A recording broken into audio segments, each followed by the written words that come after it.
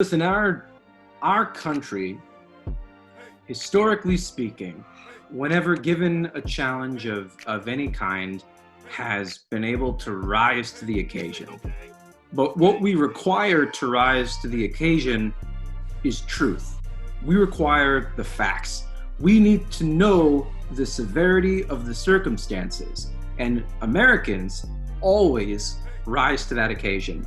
You know, when Europe was in need of liberation, when Nazis controlled half the world, the United States of America, we crossed the Atlantic and we proceeded to storm the beaches of Normandy. We did it. These are young people that were out doing this.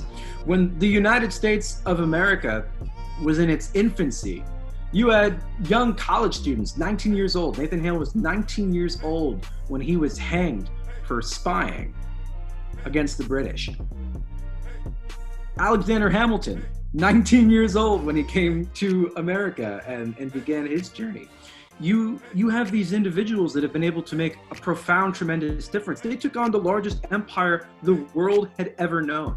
You know, Americans can do anything, but we need leaders. We need leadership. And Joe Biden may not be everybody's cup of tea. God knows that the man has a couple gaps and that he makes for great memes.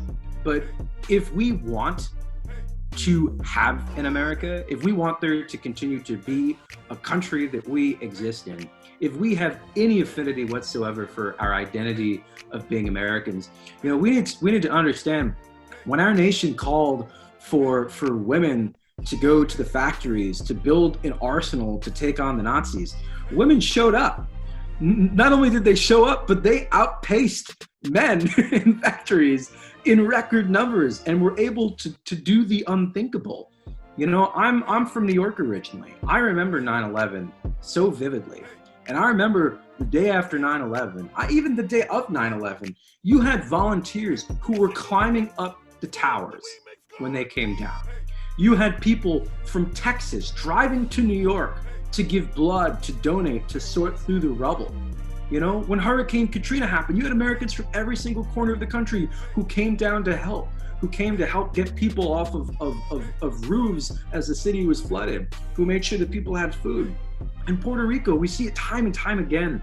When we know the severity and we know the truth, we meet the challenge.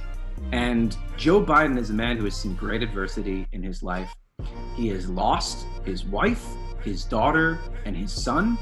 He understands the importance of service because he has allowed his family to be a part of that service. He knows the struggle and the heartbreak of Gold Star families. He has met with families that have experienced just the unimaginable. George Floyd's family, this beautiful little girl who lost her father. He's the man who can restore decency to the office of the presidency, who can be a true head of state, who can empathize with all of us.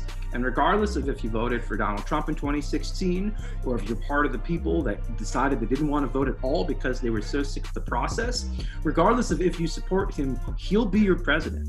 And I want to vote for the guy that's going to be my president regardless of if I agree with him or not, who's going to make sure that every single day of his life, while he is serving us, is spent with nothing but compassion and consideration for the lives of everyday Americans. So, you know, until there is true equality, until my Black brothers and sisters can feel safe in this country, until my LGBTQ plus friends can feel safe in this country, you know, until women can feel safe in this country, until all people that are being persecuted can feel safe, we do not have the luxury to sit on the sidelines.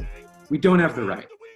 So exercise a privilege. There is no reason, and I'm sorry if I sound angry about this, but in 2014, Afghanistan, a country which we helped create a democracy for, beat us in voter turnout. What does that say about us? How can we be the greatest democracy on earth if we don't even show up?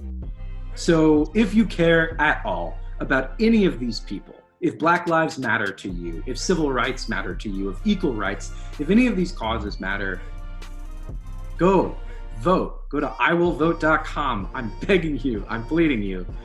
I am so grateful that you have taken your voice and have made this awesome platform. You are just a wonderful guy, and I'm really, really hoping that on a much bigger scale, everyone gets to hear your voice soon. No, I need everyone to hear what you just said. That was great.